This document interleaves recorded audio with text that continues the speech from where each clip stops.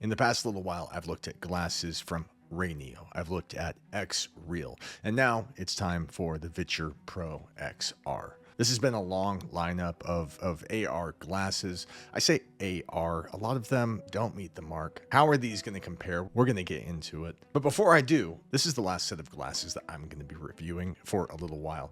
I have got the XREAL One Pros on the way, and I've got the holiday glasses coming probably next month. But until then, this is it, and I'm back to haptics, VR, and all that. And so, real quick, a word from me, the sponsor. Are you the creator of bleeding edge technology? Did you just launch the Big Screen Beyond 2? Are you Samsung? Are you about to drop some wild XR glasses? Valve, listen up. Look no further than Bringhurst VR. Send me your stuff and I'll give it a review. Just listen to these testimonials. Oh, mate, that's a mighty good review. Don't settle for less when you could have your device reviewed by a creator with 4,154 followers. 1 million is too many. Why, it's estimated that 1 in 13 million people is a serial killer. Is that really who you're targeting? You're risking it all with those big channels, and smaller channels have no flair. We can render explosions, interdimensional rifts, birds, and the best VR B-roll you've ever seen. So send me your stuff and I'll review it without pandering to serial killers like those other guys. Bringhurst VR, statistically unlikely to have a serial killer in his audience.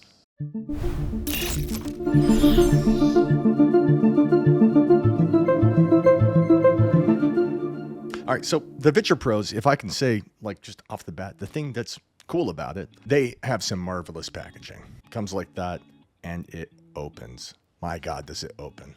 And then from there, we've got the case. And once we get past that, I mean, it's pretty similar. It's built much the same as the XREALs, as the XREAL Pros. As before, the way these things work is up top. You've got two 1080p OLED displays that fire downward and hit mirrors that position it against your eye. One of the differences, one of many that we'll talk about, is that they have this adjustment to where you can adjust the focal distance so that if you wear glasses, if one eye is different from the other, you can turn these so that you have perfect clarity when using them. No one else is offering that I found so far. It's cool. I like it a lot. The XREAL offered no lens adjustments to where you could click a button and it would go from dark to clear. The XREAL did. They offered 3 dimming positions. This offers one. With a click of a button, it's on and off. And to that, it does its job well. The audio, just like XREAL, just like XREAL, fires up and down, side for side each stem. And the audio sounds good. It's really hard to quantify what's good, what's better when it comes to these glasses because you're not getting a ton of bass. But all in all, I've been pretty happy with all 3 pairs that I've reviewed. I feel like the XREAL ones were the most complimentary of the media that I was playing. But they all sound decent for what they are. Now, across all these glasses, you've been able to replace the nose pads, and it's been easy enough. In some pairs, it made a big difference. In some, it made a lesser difference. But these offer the ability to pull them out. There's an actual notch that these slide into. When you're putting them in, they just kind of clip on. And so that makes changing these out a bit easier, but the number of changes that they allow regarding the nose pad, it's pretty minimal in terms of the effect that it has on my face. The other 2 pairs of glasses that I've reviewed, it's USB-C. Plugs into the side right here. This is different. This is a magnetic cable that attaches to the side. And what are you going to do? It's secure. It works well. It's not going anywhere. It takes a bit of work to pull it off. The glasses are mostly comfortable. I had some discomfort after about a half hour, but you know, that was my experience with XREAL as well. That's not going to be applicable to everyone, as are some of my other complaints with these. Before we go any further, the specs that are advertised on this, they offer a 135-inch 120Hz display. Sound has been tuned by Harman. It offers that myopia adjustment that I mentioned. Electrochromatic film, the one button to change that. And because it's USB-C, it can connect to Android, iPhone, Mac, Steam Deck, game consoles, etc. But that 135 inches is kind of janky. It's hard to quantify. I'd mentioned this in previous videos, but these guys don't offer at least built into the glasses themselves, any kind of 3DoF, never mind 6DoF support. And so what you have are not XR AR glasses out of the box. What you have is a monitor that's attached to your face. And so if you turn your head, the screen moves with you. And in that respect, it's just like the Ray Neo glasses that I tried before. And a couple things come with that. If they fit you perfect, then there is going to be a little bit of bleeding, a little bit of blurry fuzziness along the edges, either side to side or top to bottom. I don't think there's a way to get around it. And it's impossible to judge where is the screen and how big is it when it's attached to your face, when it's locked to your head movement. The only way to really judge the distance and size of a screen is when you have a room to compare it to. At least in my experience, positioning the two screens stereoscopically relative to your eyes should convey some kind of a distance, but it just doesn't register for me. It just doesn't help in perceiving that distance. But when I try on the XREAL Ones, because I can lock that screen and I can say it's against that wall, and I turn my head and it disappears, and when I look back, it's there. And because I can drag the screen away and bring it back, it's very clear that it's 10 feet away and 160 inches. And you don't get that with this, but does it matter? No, it shouldn't. A big screen is a big screen. Saying that it's so many inches is only relevant to your perception. What matters is what is the field of view and how much of that does it fill. And to that effect, it offers 46 degrees field of view compared to the 50 degrees from XREAL Pro.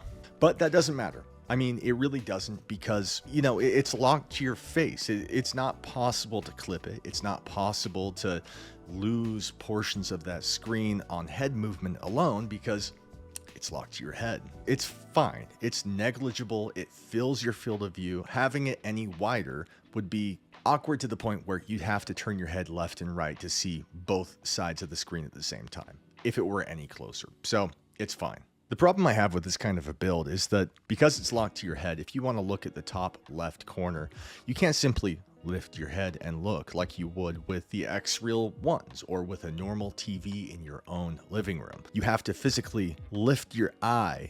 And if you want to look at the top right corner, you got to lift your eye. And it can cause some nausea because you can see through the lens. Even with the tint, you see the room around you moving behind the image as you turn your head. The whole thing amounts to nausea for me.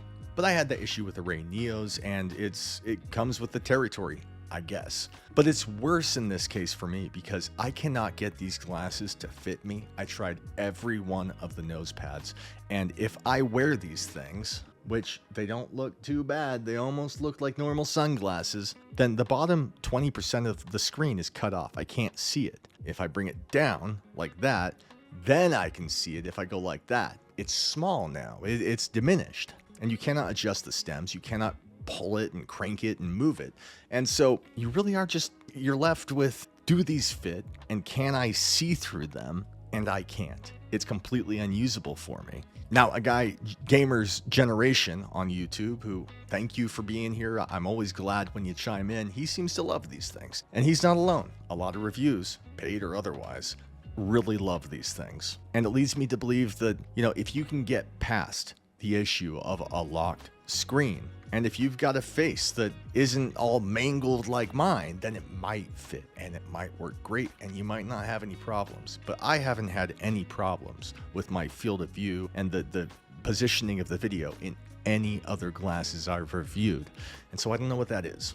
And to give you an idea of what it looks like from an onlooker as you're using these, can you see that? That's my Steam Deck. So it's barely visible. And the effect of the chromatic dimming.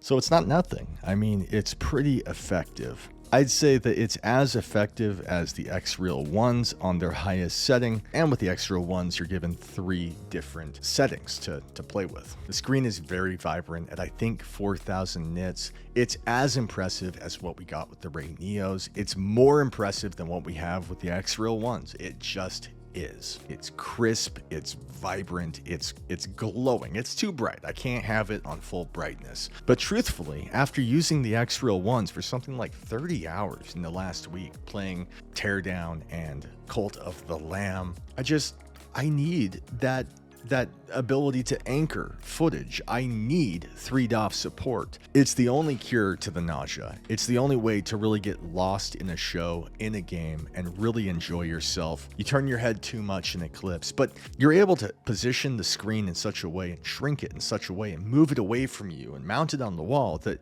it's 10 feet away from you. If you go like that, none of it's clipping, and it's perfect. I need that with these. I can't use these. And to that point, these guys offer a neckband that's supposed to be complementary to the glasses. It's not just a battery, but it's supposed to offer 3DOF support, more so than what they offer with this app that you can download, which I tried. You're able to peruse video content, Netflix and Prime and all that. And in that, there is the ability to enable 3DOF support, but it's this aftermarket Timu, janky, just nonsense to where if I turn my head left and right, it does this jitter, like it follows me, kind of, but it's like just this jittery mess. It's completely unusable, and you couldn't use something like that for Steam if you wanted to, because it's an Android app, an iPhone app, and so plugging it up to a console is just not in the cards.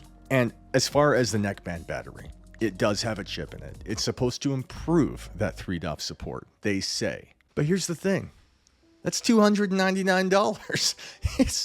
It's $300 to bring functionality that might work. I haven't tried it. I'm not going to spend that kind of money to a product that should do that out of the box, that the XREAL One does out of the box. And so if you're looking for a clear, vivid, pristine screen, then take your pick. The Ray Neo, they work fine. I can't get this to work field of view wise, but if what you care about is diminishing nausea by way of anchoring a screen and having 3DOF support, then for my money, the only way to go is the XREAL Ones, and I'm waiting on the XREAL One Pros. I can't wait. And I came into this really wanting to create a review that said, this is beautiful and it's only missing a couple things, but that neckband, asking me to spend $300 to bring functionality to a device that's all but unusable without it, is unacceptable to me. Now, Ray Neo and the XREAL Ones, they offer a Pocket TV and the Beam Pro devices that enhance that usability, that give you a pointer to maneuver through 3D space and pick your media fine. But in using the Pocket TV, it does not unlock 3DOF support. It just enhances and gives you extra battery and access to these different platforms, media. And the Beam Pro gives you the option for stereoscopic recording, increased battery life, and access to all that media. But this, I mean, it brings what? Battery life, increased 3DOF support, and access to media. But asking for $300 for something that should be baked into the product is a non-starter for me. And that's it. So I hope you guys found this useful. Thank you for being here. If you guys did, please subscribe and like this video. It would do my channel a world of good. I'm glad you guys are here. Up next, we're going to be reviewing the new B-Haptics Tac Suit and Tactosi arms. Down below, you'll find a link for this device. It's Amazon, and so you'd be supporting my channel if you decided to buy it. And I also have a link to my website down below that has nearly every single MetaQuest game ever launched. You'll always save between 10 and 20% off depending on the time of the year, and it's a great way of supporting my channel. Thank you to the lot of you who comment all the time. It's always good seeing you. And for those who attended my live stream today, I didn't realize I didn't have like game audio, so that must have been awkward as I was